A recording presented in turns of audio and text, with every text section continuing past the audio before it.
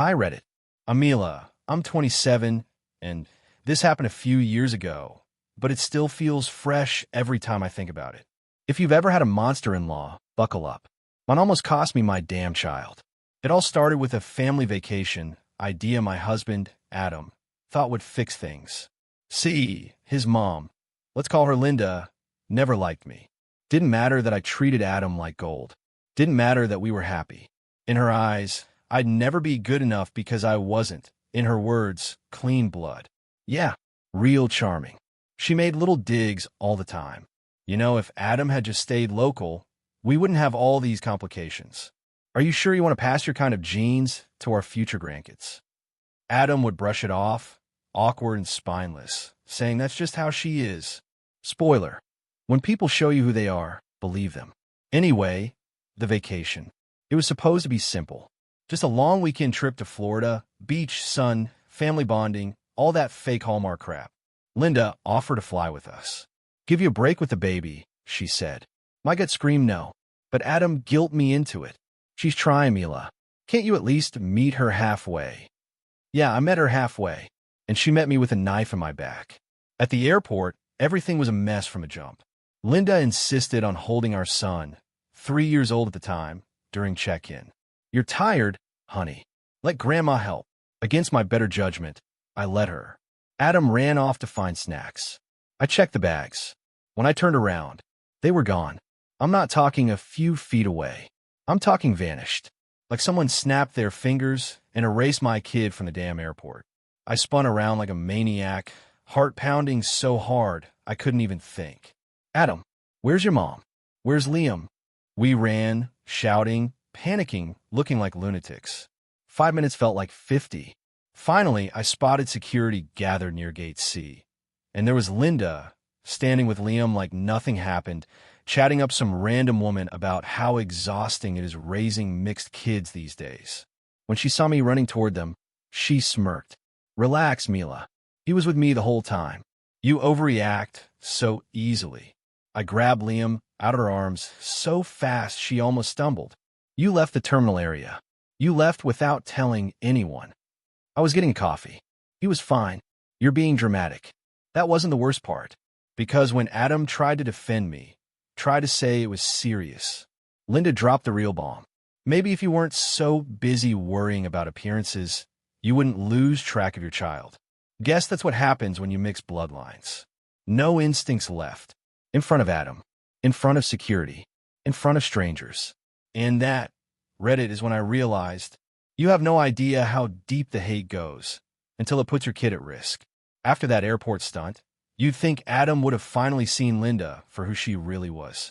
You'd think he'd step up, defend me, protect our son. You'd be wrong. The ride from the airport to the hotel was silent. Adam sat there, white-knuckling the steering wheel, staring dead ahead. Linda in the back seat, humming to herself like she didn't just almost cause an Amber Alert. Me? I held Liam so tight he started to squirm. When we got to the hotel, Adam pulled me aside while Linda checked in. Look, she shouldn't have left the gate. That was wrong. You think. But you freaking out like that made it worse. I couldn't believe what I was hearing. I'm sorry. Me freaking out was the problem? Not your mom disappearing with our child. He rubbed his forehead like I was the headache. We're here for a vacation. Can we just not fight the whole time? I didn't answer, because deep down I realized something ugly. He was more afraid of upsetting Linda than protecting his own kid. And that's when the anger started to settle in, the cold kind. The kind you don't scream with. The kind that makes you plan. The rest of the first day was miserable. Linda accidentally called Liam by her other grandson's name 4 times. Kept trying to take him from my arms at the pool. Kept making comments like, it's just different, you know, when you didn't grow up with these influences. Adam laughed it off. Laughed. Meanwhile, every time I blinked, Linda was pushing herself between me and my son. At one point, Liam tripped running after a ball. Skinning his knee, nothing serious. Before I could even scoop him up, Linda swooped in. Grandma's got you, sweetie. Don't worry. Mommy's a little sensitive. Said it loud enough for the whole damn pool to hear. That night, I told Adam, after this trip, we're setting boundaries. She doesn't get unsupervised time. Ever. He just sighed. You're overreacting. Again. She's trying. It's not her fault you two don't get along. I packed our bags while he slept. Not for me, not yet. For Liam. Because if he wouldn't protect our son, then I would. And it's a good thing I did. Because the next day, Linda crossed a line she could never walk back from. And this time, there were witnesses. Next morning, we were supposed to head to a local park for a family brunch. Linda's idea, obviously. I almost bailed. I almost stayed back with Liam. But Adam insisted. She already booked the table. Don't make this harder than it has to be. So I agreed, but I packed everything we need in case I had a dip. Diapers, snacks, ID, cash, charger, my own damn car keys. Something about Linda's vibe was off. Too quiet. Too smiley. Like she was hiding something. And boy, she was. We get to the park. It's busy. Tourists everywhere. Food trucks lined up. Music playing. Linda says she reserved a shaded table near the playground so Liam can run around while the grown-ups eat. I said no. He stays with me. That's final. She fake laughed, waved me off. Don't be ridiculous. You've been glued to him the whole trip. Let him play. Adam, again, did nothing. Didn't even look up from his phone. I gave in, but I didn't sit. I followed Liam to the play area and parked myself on the bench right at the edge. Linda sat back with her mimosa and acted like the Queen of Florida. 15 minutes later, I looked down at my phone for maybe 10 seconds. Liam had just climbed into the plastic tunnel, same as the other kids. When I looked back up, he was gone. Gone. I stood up, scanned fast. No tunnel, no slide, no sandbox. Nothing. I sprinted across the playground. Liam. Nothing. I bolted back to the table, out of breath, panic rising fast. Where is he? Linda blinked, all innocent. He was just there. I think he followed that other little boy toward the fountain. What fountain? The one near the street. I told him to stay close. You what? You let him go alone. Adam finally looked up like he just realized he had skin in the game. We took off running. We found him 5 minutes later. 5 long, heart-wrecking minutes, standing near the fountain, crying while a couple tried to help him find his parents. A goddamn stranger had to stop our son from walking into the road. I scooped him up so fast he screamed. Adam said nothing. Linda walked up, slowly, casually, like she was checking her mail. See? He's fine. Just wandered. Kids do that. I turned to Adam. If you don't say something now, we're done. I'm not kidding. He looked at me and looked away. That was it. I walked to the car, buckled Liam in, started the engine. Linda had the balls to follow us, tapping the window. You're being hysterical again, Mila. You'll regret this. I rolled the window down just enough to say one thing. The only regret I have is letting you near my kid in the first place. Then I drove off, and I meant it. I wish I could tell you that driving away ended everything. It didn't. Not even close. I stayed at a hotel that night with Liam. Adam blew up my phone, texts, calls, voicemails. At first, it was guilt trips. You're overreacting. She didn't mean any harm. You're ruining the whole trip. Then it turned into anger. You can't just steal my son away because you're mad. This is my family too, Mila. You can't cut me out. I didn't respond to any of it. I sat on the edge of that crappy hotel bed, holding Liam while he slept and realized I was already a single mom. Adam just hadn't filed the paperwork yet. Next morning, I checked us out early. Planned to catch a flight home without telling anyone. But when I went to check in at the airline desk, the agent frowned. There's a hold on this reservation. My stomach dropped. What do you mean a hold? It says there's a custody dispute attached to this passenger number. We're not authorized to release boarding passes without both legal guardians present. What? I demanded they pull the record. And there it was. Adam had reported a potential parental abduction. Said his wife was mentally unstable and trying to flee with their son without consent. Filed overnight. Attached to our reservation. Filed in the damn middle of the night. I called Sarah, a lawyer I had worked with before on a contract gig, crying and furious. She didn't miss a beat. You have full custody rights unless a court says otherwise. No restraining order, no emergency custody order, no paperwork. This is empty noise. Demand to speak to TSA and the airline's legal compliance officer. I did exactly that. Took an hour of hell, but they finally cleared the hold. Turns out Adam filed it without any legal documentation. Just called and made a report out of spite, trying to trap me in Florida. They flagged the account as low priority after reviewing, but still had to manually clear it because of the system protocol. Linda and Adam were waiting at the gate when I finally got through. Linda looked smug. Adam looked desperate. I walked right past them. Didn't say a word. We landed home 3 hours later. Safe. But when I turned my phone back on, it exploded. Calls from Adam. Texts from Linda. Threats from both. You kidnapped him. You'll be sorry. You'll never keep him from us forever. And the cherry on top? Linda posted a picture of Liam online with a caption. Prayers for my stolen grandson. Justice will be served. By the time I got home, I wasn't scared anymore. I was furious. Linda's public post had already racked up 100 comments, half from people who didn't know the full story, offering their thoughts and prayers, and half from people who clearly loved drama and didn't care if it was true. Adam's entire side of the family started calling me. His aunt left a voicemail sobbing, telling me how much stress I was causing Linda. Meanwhile, no one, not a single one of them, asked if Liam was okay. I screenshotted everything. The Facebook post, the comments, the text from Adam and Linda threatening me. Even the airline's note about Adam's fake abduction claim.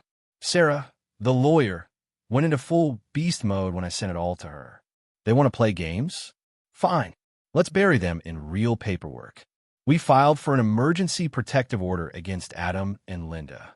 Attached every piece of evidence. Asked for full temporary custody, no contact allowed. The judge scheduled a hearing 2 days later. 2 days of silence. 2 days of holding my breath every time a car slowed outside my house. Adam tried texting once. You're making this worse for everyone. Just come home. We can fix this if you stop being crazy. I didn't even reply, because by then, I finally saw the truth. I wasn't the one destroying the family. I was the one trying to save it. Save it from him. From her. From whatever twisted idea they had about love that somehow included kidnapping threats and public shaming. The day of the hearing, Adam showed up with no lawyer. Just him. Sweaty. Holding a cheap manila folder like that would somehow undo months of abuse and neglect. Linda didn't show at all. Typical. Sarah laid it all out. Linda losing Liam at the airport, letting him wander off alone at the park. The fake abduction report to the airline. The Facebook smear campaign. The threatening texts. The judge didn't even need to deliberate. Temporary full custody. Granted. Protective order. Granted. Supervised visitation only. And only if Adam completed parenting classes and submitted to a psychological evaluation. Linda? Banned from any unsupervised contact, pending further investigation. Walking out of that courthouse felt like shedding a second skin. Lighter. Stronger. Done playing nice. For about 3 weeks after the court ruling, it was blissfully silent. No calls. No texts. No passive-aggressive Facebook posts. I was almost starting to believe it was over. Then Linda struck again, and this time, she made sure everyone saw it. It started with a flyer. Yep, a physical, printed-out flyer. I found it taped to the front door of my house when I got back from work, with Liam asleep in his car seat. White paper, bold letters. Missing grandson, taken by an unstable mother. If you see Liam, last name, please contact his real family. My stomach twisted. There was a blurry, cropped photo of Liam from a Christmas party 2 years ago, plus a phone number, Linda's. I tore it down, heart racing. Checked the mailbox, 3 more copies stuffed inside. Walked down the block, flyers stuck to light poles, stop signs, neighbors' doors. She had blanketed my neighborhood with fake missing child posters. I called Sarah immediately. Is this enough to press criminal charges? Oh, honey, she said. It's more than enough.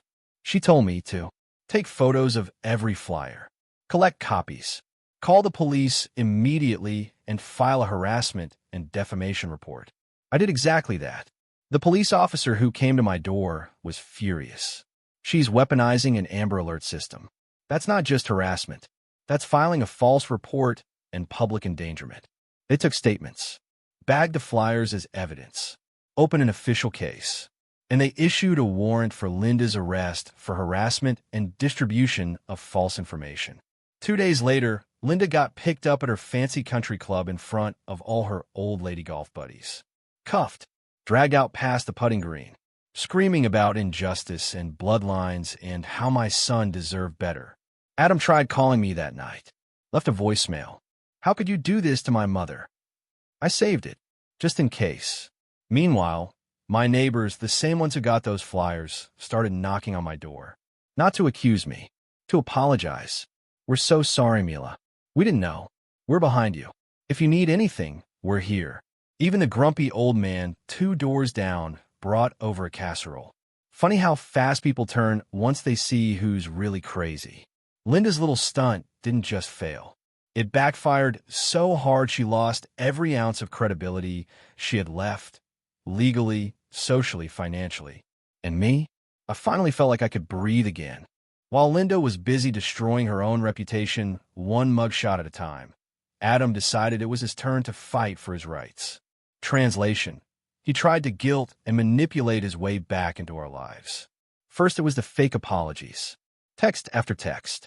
I miss Liam. He needs his father. I didn't know Mom would take it that far. I'm sorry you got hurt. We can work this out if you just stop being stubborn. He kept calling it a misunderstanding. He kept pretending like all of it, the airport, the park, the abduction report, the flyers, was just a bad dream we could laugh about later. I ignored every message until he showed up. Yep. One night around 8 p.m., I heard a car pull in my driveway. Looked out the window. It was Adam, standing next to his crappy old sedan, holding a teddy bear and some sad-looking flowers. Banging on the door. Mila, just let me see him. I'm his dad. Don't do this. Neighbors started peeking out of their windows. I called the cops immediately. While I was on the phone, Adam actually tried the door handle. It was locked, obviously, but still. The operator stayed on the line with me until the cruiser pulled up 5 minutes later. Adam tried to argue with the officer, saying, I have a right to see my son. She's poisoning him against me. The officer, bless him, calmly explained, you have no current visitation rights. You are under a protective order.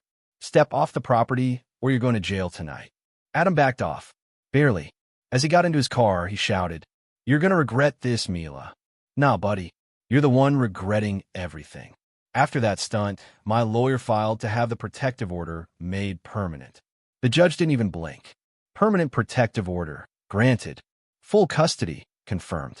Adam's visitation rights, revoked indefinitely.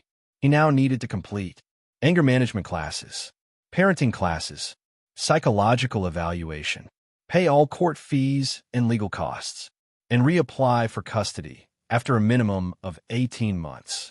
Adam tried one last move, posting a pathetic Facebook rant about fathers' rights and evil women using courts to destroy families.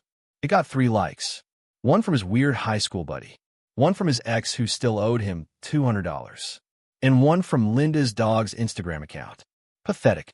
Meanwhile, I kept living my life. Better, stronger, free.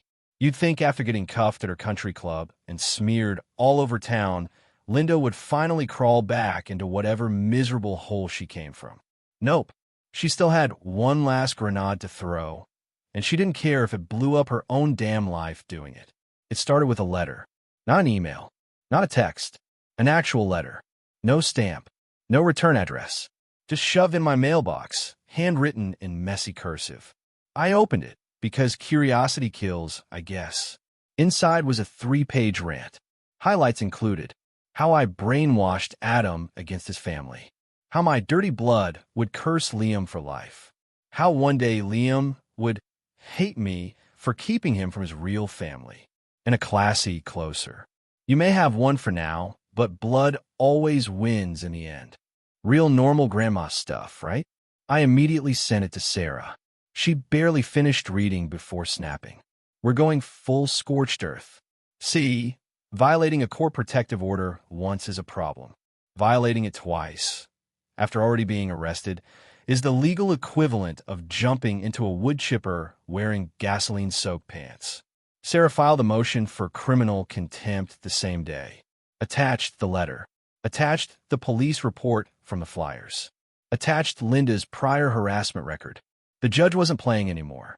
Linda got slapped with a second arrest warrant, a $5,000 fine, 90 days mandatory jail time, no bail option, a court-ordered restraining order covering me, Liam, my sister, and my house for life. And icing on the cake, she lost visitation rights to all her grandchildren. Not just Liam, all of them. Her other daughter, the golden child, lost her damn mind when she found out. Apparently, Linda had been lying to the whole family about what was going on, spinning tales about how I was crazy and vindictive without mentioning the flyers, the fake abduction report, the airport stunt, or, her open racism. When the truth came out, she was cut off, permanently. No family, no friends, no church community. Nobody wanted her around anymore. And Linda? She spent 73 days in a real, no-joke jail. No golf course, no spa days, no bragging about bloodlines to anyone. Just concrete walls, scratchy blankets, and a reality check about what happens when you mess with the wrong mother. When Linda went to jail, a lot of people thought that would be the end of it. She's locked up. I'm safe. Liam's safe. Story over, right? Wrong. Because here's the thing. Toxic people don't just disappear.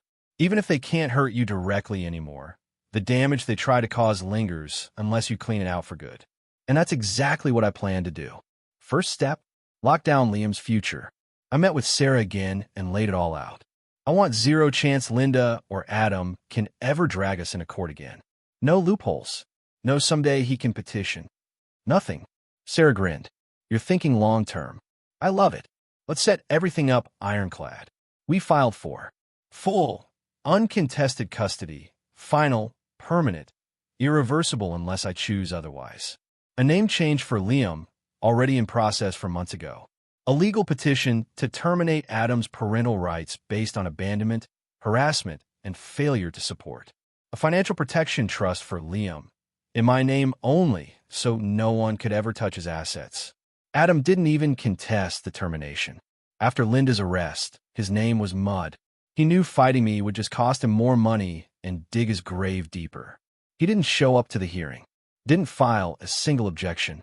His rights were stripped cleanly, permanently. On paper, Liam was now legally mine and mine alone. Second step, rebuild my reputation and Liam's. Remember all those fake posts Linda and Adam blasted online? The flyers? The Facebook rants? Sarah sent formal takedown notices to every social media platform, citing defamation backed by court rulings. Within a week, everything was gone. Poof. Even the idiot cousins who had shared Linda's sob stories deleted their posts and issued half-baked apologies in DMs. One even offered to reconnect and be there for Liam. I left her on read. You don't get to pick loyalty like a vending machine. Third step, move forward without looking back. I sold a house, moved 2 states away. New job, better schools, cleaner start. Liam started preschool using his new full name. No one knew the nightmare we left behind. No one saw him and thought poor kid from a messy family. He was just Liam. Smart, funny, strong, exactly the way he deserved to be. And me? I finally slept through the night again. No checking locks 5 times. No creeping anxiety every time my phone buzzed. No second-guessing every move I made as a mom. Just life. The good kind. The kind I fought for. If you've made it this far, you probably expect some big, movie-worthy ending. Some dramatic face-off. Some you'll regret this speech. But real life? Winning doesn't always look like fireworks. Sometimes it looks like silence. The day the last court papers were finalized, Liam's name change, custody, the termination of Adam's rights, I didn't throw a party. I didn't cry. I didn't even tell anyone outside my inner circle. I just sat on my porch, a cold lemonade in my hand, watching Liam chase Bubbles across the backyard. Sun on his face. No fear. No past hanging over him like a damn guillotine. Just a little boy, laughing so hard he fell over in the grass. That's what freedom looks like. Not flashy. Not loud. Safe. Linda? Last I heard, she moved to some run-down apartment across town from her golden years country club. Nobody visits. No family left willing to claim her. She's just another bitter old woman screaming into the void about things she'll never fix. Adam? Disappeared. Changed his number. Works at some warehouse 3 towns over, according to a mutual friend. Still angry. Still blaming everyone but himself. Neither of them even knows where we live now. and they never will. Every now and then, I get a random friend request from someone with a fake name. I don't accept. Every once in a while, someone says, "Hey, whatever happened to Adam's mom?" I just shrug. Not my problem. Not anymore. Because in the end, they lost. Not because a judge said so. Not because of fines or jail time. They lost because we're happy. We're thriving. And no amount of bitterness, racism, manipulation, or hate could stop that. They don't get to own our story anymore. We do. Thanks for reading, Reddit. And if you're sitting in the dark right now, wondering if you'll ever get out from under toxic people, you will. It's not fast. It's not easy. But when it happens, it's worth every single scar. Freedom always is.